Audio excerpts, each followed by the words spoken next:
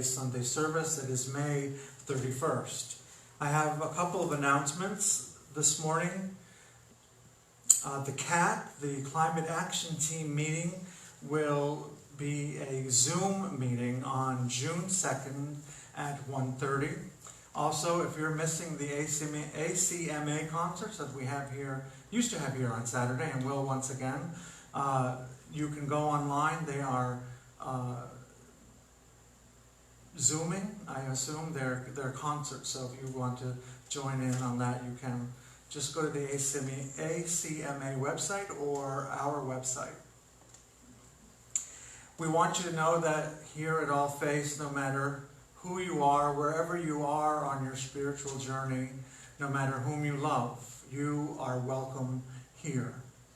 Please join in singing hymn number 361, Enter, Rejoice, and Come In.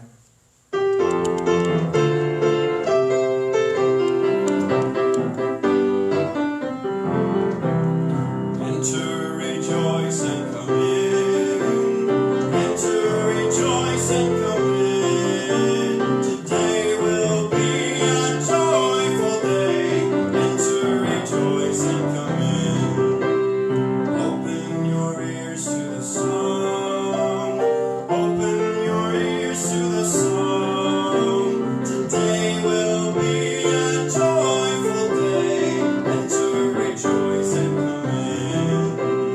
Open your hearts, everyone. Open your hearts, everyone.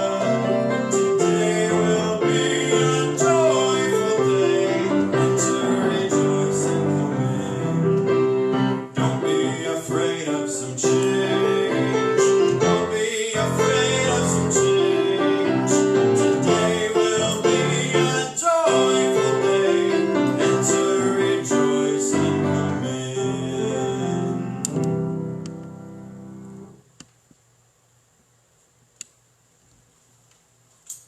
Please join in the chalice lighting words that are in your order of service. May the flame of this chalice warm our souls and guide us home.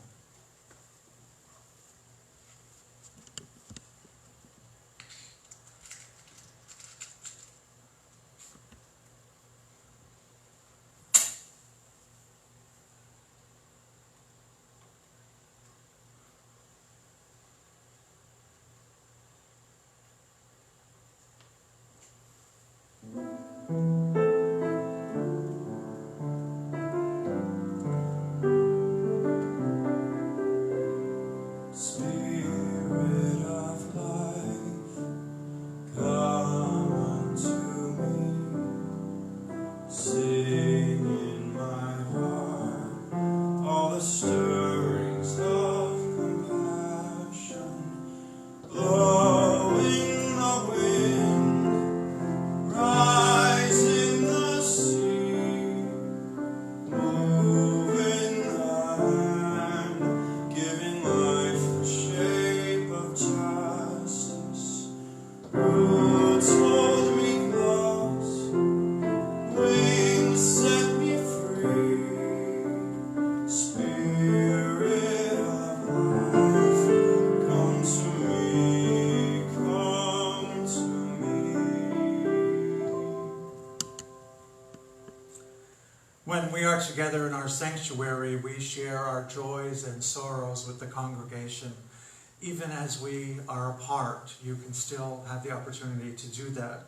Simply email me or contact me with your joys and sorrows. We have two joys and sorrows this morning. Barb McFarlane, her boyfriend, has been hospitalized. She asked that we keep both of them in our thoughts. Also, we think about and share the sorrow of all of those suffering across our country this morning. Please join in a few moments of silence.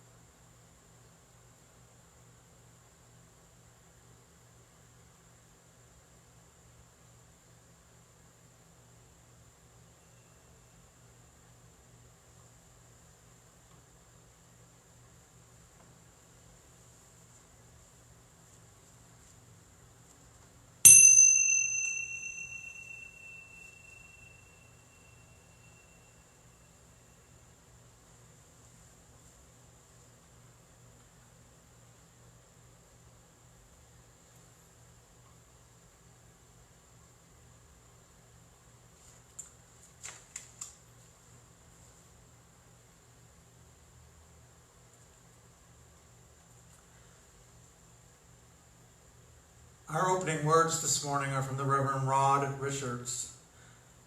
We who gather in this tender and anxious and confusing time, we have been awash in a sea of information and misinformation and disinformation.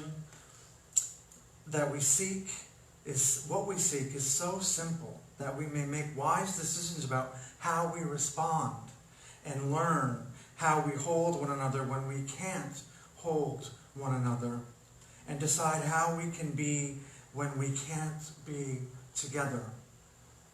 What is this we face, and how best do we respond? And why is this happening? The why, and why do those who suffer suffer most, always suffer most from what we now face? Why? And what can we do for those who are most at risk, most vulnerable all the time and now and again? And how do we respond, and how do we hold one another when we can't hold one another? And how do we stay together and stick together and worship together when we can't be together? Yet we are. Here we are. Here we are together. Here. It is good to be together.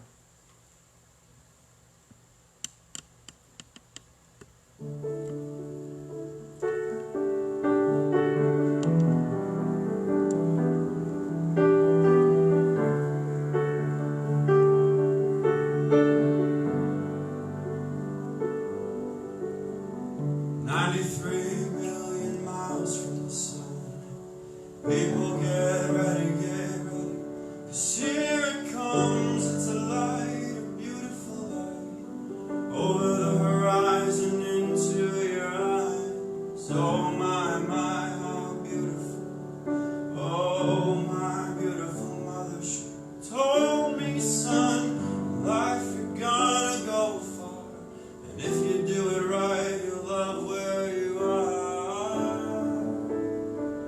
Just know that wherever you go, you can always come back home.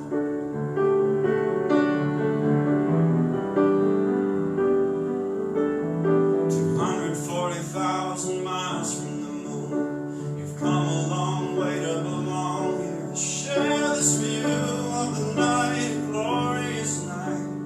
Over the horizon is another bright sky. Oh my, how beautiful. Oh my irrefutable father told me, son, in life it may seem dark, but the absence of the light is a necessary part. Just know you're never alone. You can always come back home.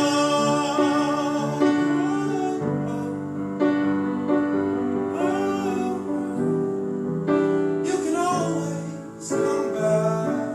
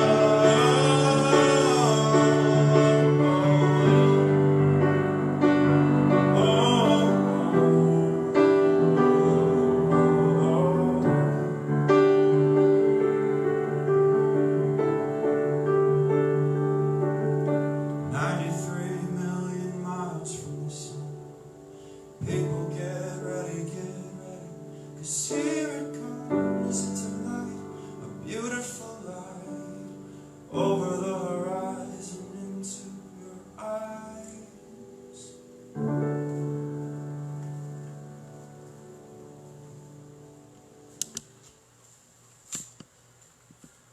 Our reading this morning is titled "Everything Potent is Dangerous" by William Stegner.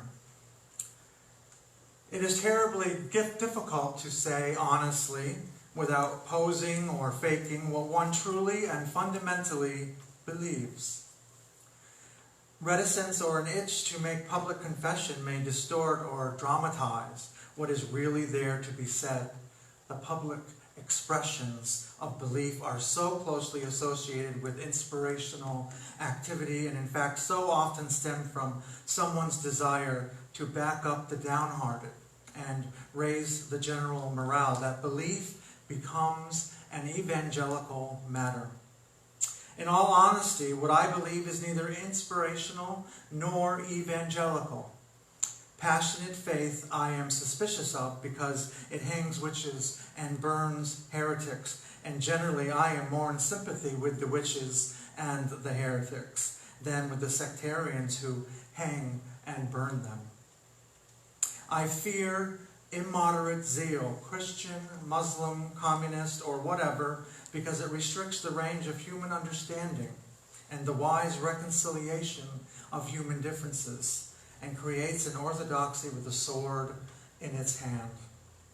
I cannot say that I'm even a sound Christian, though the code of conduct to which I subscribe was preached more eloquently by Jesus Christ than by any other. About God, I simply do not know. I don't think I can know. However far I have missed achieving it, I know that moderation is one of the virtues I most believe in. But I believe as well in a whole catalog of Christian and classical virtues, in kindness, generosity, steadfastness, courage, and much else. I believe further that good depends not on things, but on the use we make of things. Everything potent, from human love to atomic energy, is dangerous. It produces ill about as readily as good. It becomes good only through the control and the discipline, the wisdom with which we use it. Much of this control is social, a thing which laws and institutions and uniforms enforce, but much of it must be personal. And I do not see how we can evade the obligation to take full responsibility for whatever we individually do. Our reward for self-control and the acceptance of private responsibility is not necessarily money or power. Self-respect and the respect of others are quite enough. All this is to say that I believe in conscience not as something implanted by divine act, but as something learned from infancy, from the tradition and the society which has bred us. The outward forms of virtue will vary greatly from nation to nation, and in the essential outlines of what constitutes human decency, we vary amazingly little. For example, the Chinese and the Indian know as well as I do what kindness is, what generosity is, and what fortitude is. They can define justice quite as accurately. It is only when they and I are blinded by tribal and denominational narrowness that we insist upon our differences and can recognize goodness only in the robes of our own crowd. Man is a great enough creature and great enough enigma to deserve both pride and compassion and engage in our fullest sense of mystery. I shall certainly never do as much with my life as I wanted to, and I shall sometimes fail miserably to live up to my conscience, whose word I do not distrust even when I deny it. But I am terribly glad to be alive. Most of all, I am humble before the responsibilities that are also mine. For no right comes without a responsibility. And being born luckier than most of the world's millions, I am also born more obligated. And so ends the reading. Please join in hymn number 34, Though I May Speak with Bravest Fire. The words are printed in your order of service.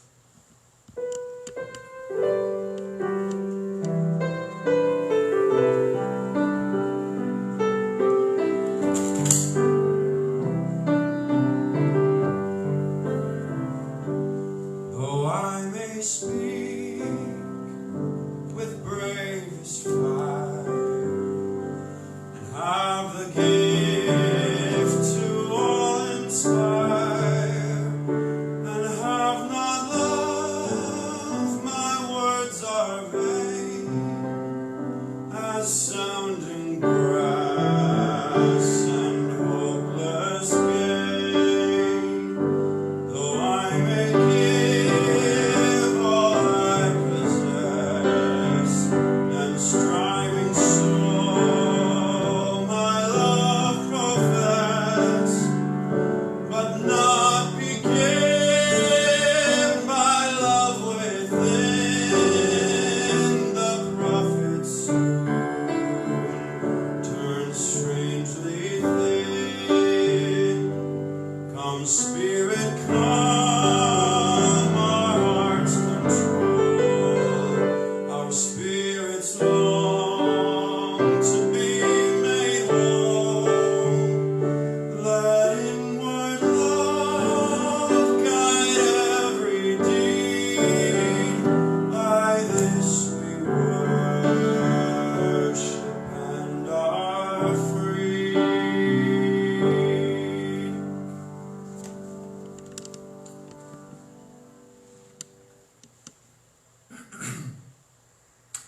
I was once a chaplain in a forensic unit in a Massachusetts state hospital, and the patients in this unit were being held and evaluated to see if they were competent to stand trial for their alleged crimes of murder, arson, assault, and others.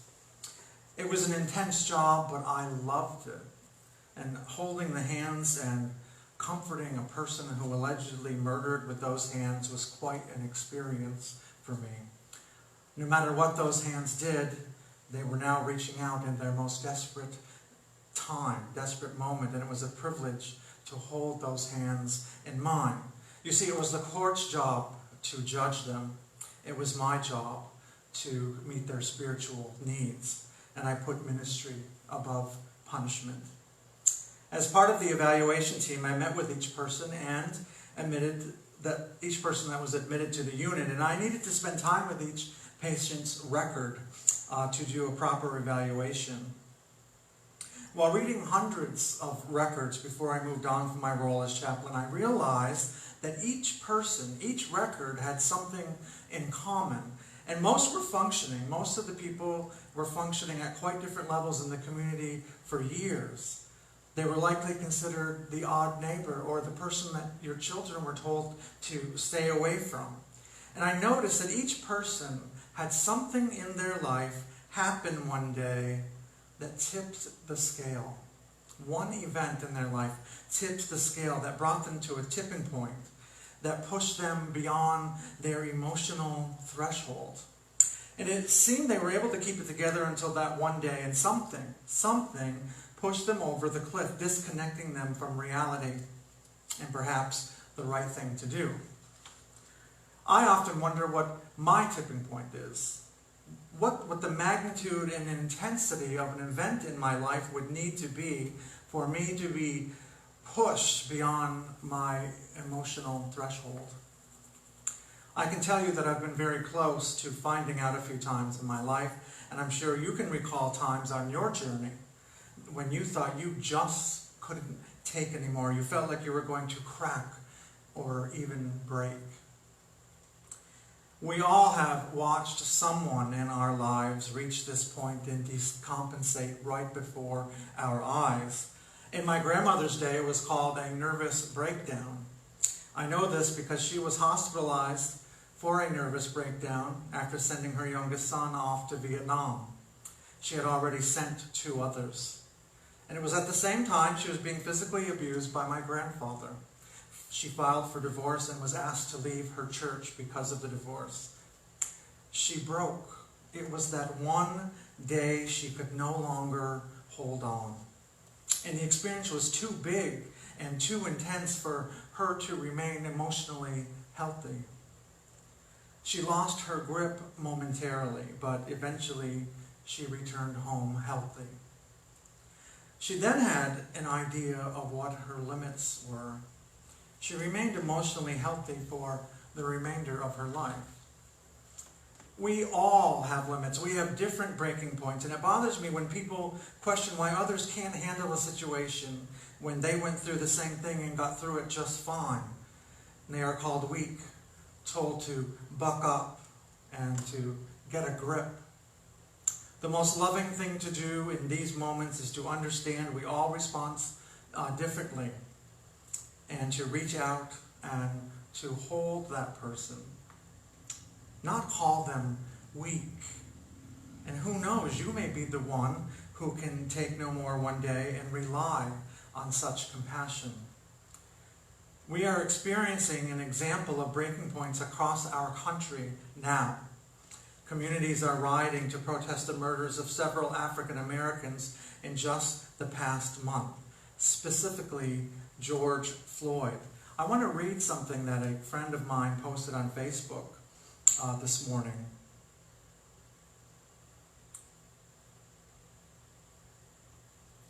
A man was pressed down onto concrete with a solid 200 pounds sitting directly on his neck. He cried out for water. He cried out for his deceased mother. He cried out, and he realized he could no longer breathe, and he cried out for mercy, and he begged for his life. His nose bled. He lost control of his bladder, yet he remained trapped and handcuffed under the weight of an officer's knee. Onlookers tried to intervene only to be threatened with pepper spray. Even when he lost consciousness, the weight of that knee stayed firm on his neck. When first responders demanded they check for a pulse, the police refused. And when off-duty medical personnel begged for the officer to get up, he refused. America watched a man being killed in broad daylight for 10 minutes. And I understand people will dig through everything he's done wrong in his life, and I understand that people will roll their eyes at this. We will see his mugshot, and he will become a villain, even though surveillance video does not support police claims that he resisted arrest. But there is no crime that justifies this punishment. Whether he has a criminal history or mental health issues, there is no justification for his death.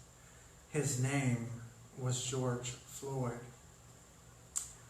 It might be easy for me, a privileged white man, to condemn the rioters, to be outraged without being able to authentically feel the black experience in America. But I see it a different way. I rely on the view of the Reverend Dr. Martin Luther King Jr. And King's last book before he died was, "Where do we go from here? Chaos or community?"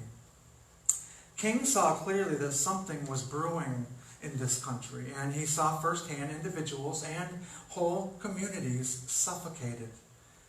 I think it's too simplistic to say that the rioters chose chaos instead of community.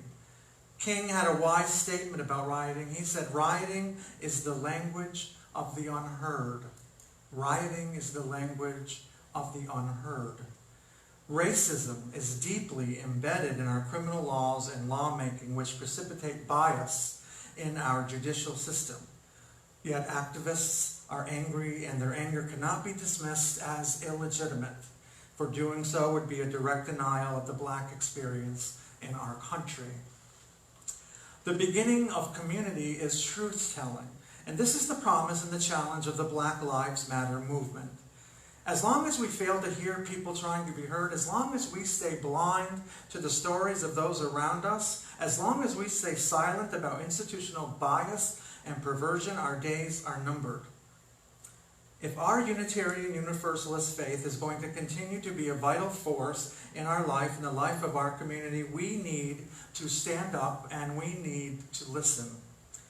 The right time is always now, lest we miss the moment and push a community, a people, to the breaking point. There will be people that say this movement is too limited, even that it's racist. And they will ask, why don't we say all lives matter? And our answer will be simple. All lives matter when Black lives matter. We need each other completely, and this is our faith. This is our tradition and our commitment as Unitarian Universalists. We can't afford to have anyone left out of the picture. Left out of the picture and gasping for air. All lives matter when Black lives matter. Our life, the life of this congregation, the life of our schools, our work, our justice system, the people inside this sanctuary and the people outside this sanctuary, our entire community depends completely on everyone noticing the basic truth. Black lives matter. Whether Unitarian Universalists should be allies to and involved in the modern Black justice movement is not a question. It is a given. But what qualifies as an ally from Black and white perspectives? It isn't universal. I think a white person can only be a true ally if he or she works from the desire to dismantle white supremacy instead of merely being fueled by white guilt, says Katrina Rogers, the communications manager of an advocacy organization in New Orleans. Roger tells us, never be under the assumption that if a white person identifies as an ally, that they're invested in my well-being. She says, labels mean little. If you're not working with us and taking our direction, you are not an ally. While some argue that institutional change happens only when white people get out of the way, seeing white people participate in these causes, in these movements, can lead to awareness.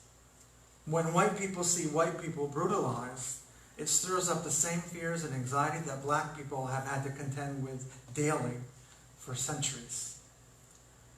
While the role of white participants in the Black Lives Matter movement shouldn't be left to Black organizers to figure out, Black Americans have had to contend with racism, and it isn't the responsibility of Blacks to show whites how to be good allies and comrades.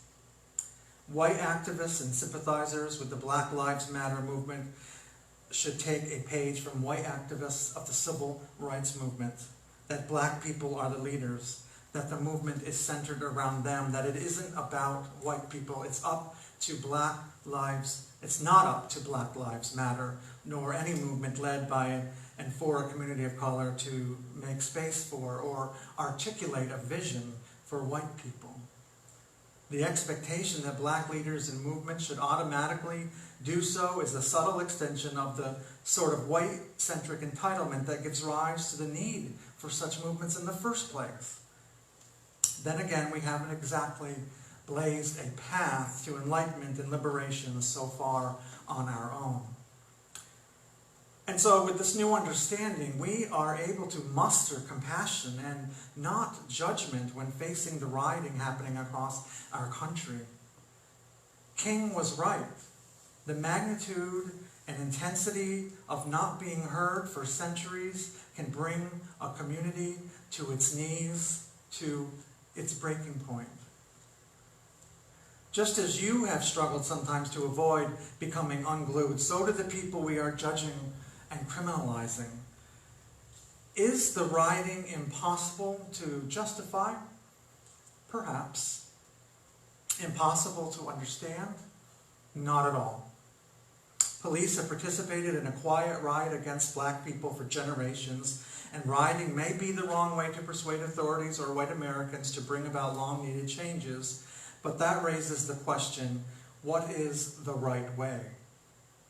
The problem for African Americans is that most whites have never been sympathetic to the methods used in the long fight for racial equality. Most whites reject violent measures to combat racial inequity and reject disruptive, nonviolent demonstrations. But a majority of them agree that racism remains a big problem in American society. So you would think quiet, peaceful, non-disruptive protests would generate a positive response. White America is always insisting that African Americans find an appropriate way to register their complaints and demands. Nothing ever seems to hit the sweet spot. The methods of protest bother most whites more than the abuses that generate the protests. And rioting may not bring about the changes that would establish genuine equality for black Americans, but neither has anything else. Black and white alike, we need to do the work to understand ourselves in the context of the anti-racism movement. White allies, it is not enough to say, I'm not racist. Prove it. Do the work. Understand white privilege without guilt. And black leaders, as allies, we will do the work, but we need your direction and grace as to what you need. And as black leaders and white allies, as Unitarian Universalists, we have a responsibility to one another. And the responsibility to love, to be outraged, to act, and to heal. May it be so.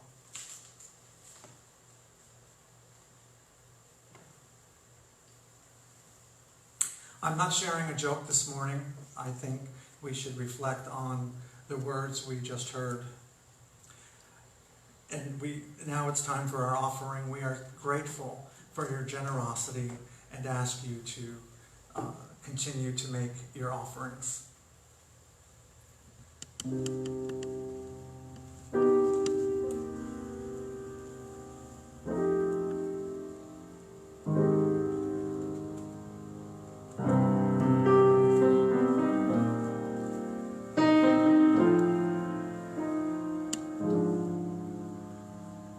It's not the waking, it's the rising.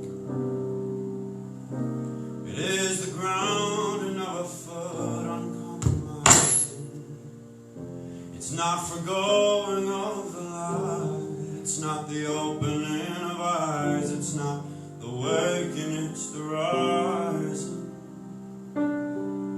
It's not the shade we should be passing. It is the light and it's the obstacle that casts it.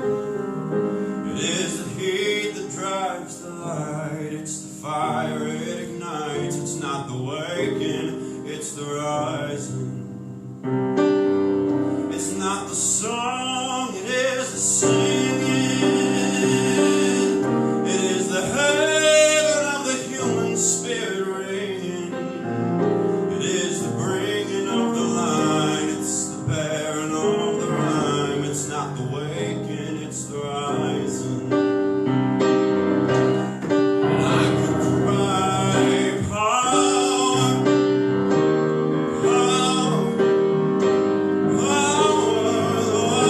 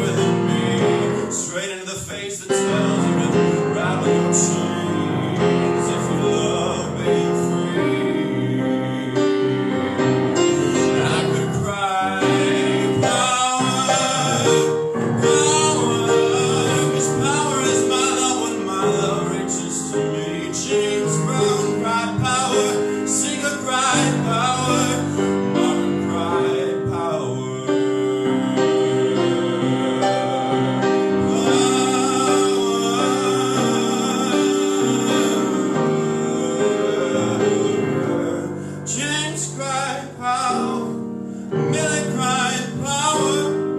Patty cried power.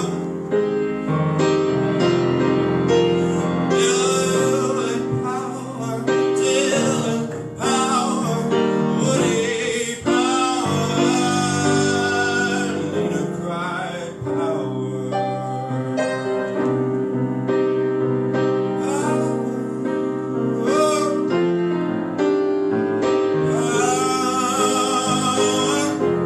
Lena cried power.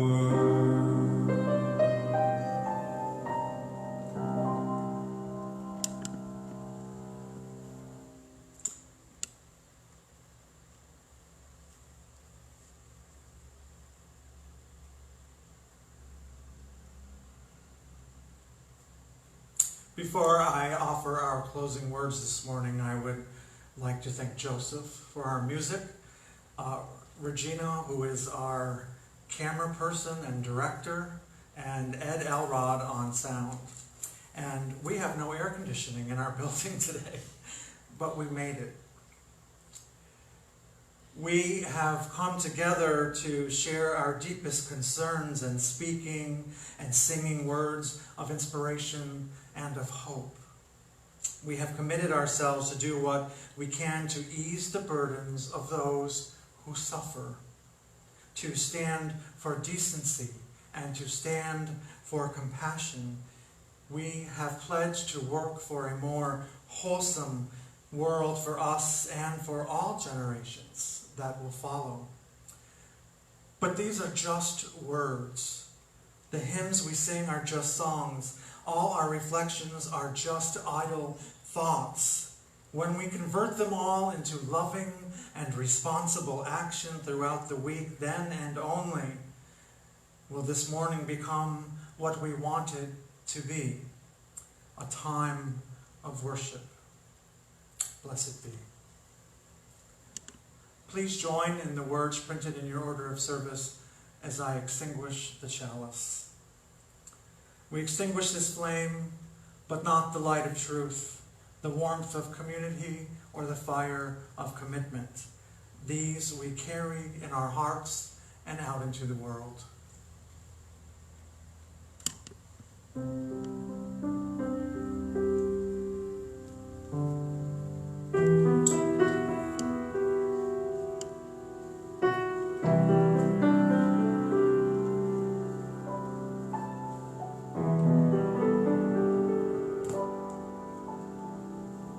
God knows what is hiding in those weak